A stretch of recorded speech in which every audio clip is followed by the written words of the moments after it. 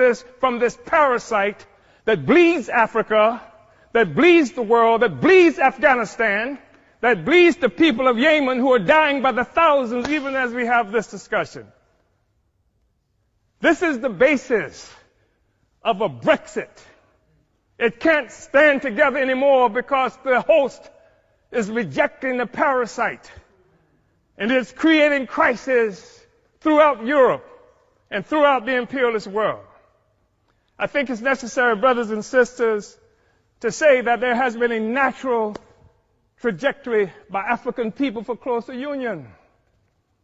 We know that we're talking about having this discussion in part because in 1884-85, Europeans sat at a table in Berlin, Germany, not a single African there, and carved up Africa into the territories that we now sometimes call countries and illogically refer to as nations. Africans didn't do that. It was Europe that did that. It was Europe and imperialism that required Africa to be divided so that the resources of Africa, both human and material, could come and pave the streets in London and grow the buildings in Amsterdam and bring clean water to New York, while the streets in Sierra Leone are not paved. And the people in Sierra Leone do not have clean water. And there's no national electric grid there.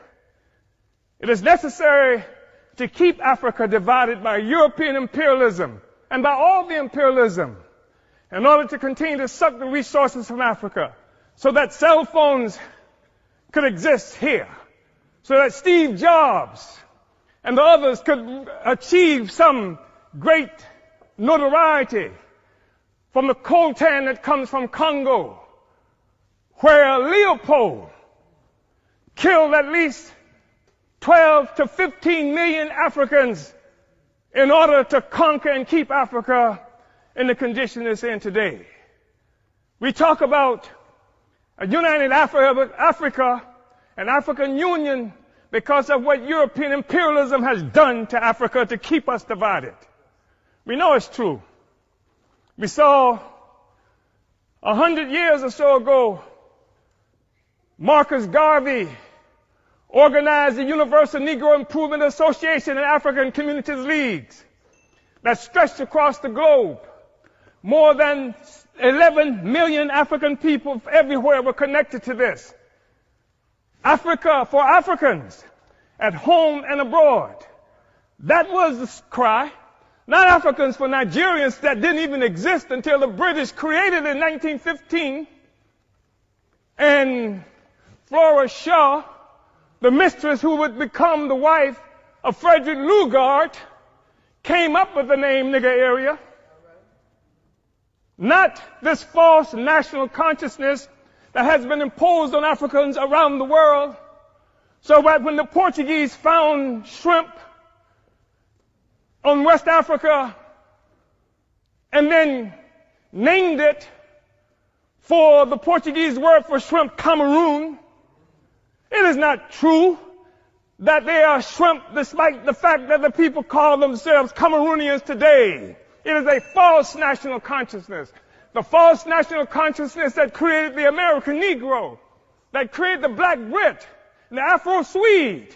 We are one Africa, one nation, and we must have closer union. But in order for that to happen, it has to be a revolutionary union. The Organization of African Union, created on May 25th, 1963 in Addis Ababa, Ethiopia, was part of an effort to circumvent efforts by Kwame Nkrumah to build a single union of African states. And instead, we come up with an Organization of African Union that codified the colonial borders that were created by Europe in 1884 and 85. We have to be able to break out of this, but it's going to take revolution in order to do this.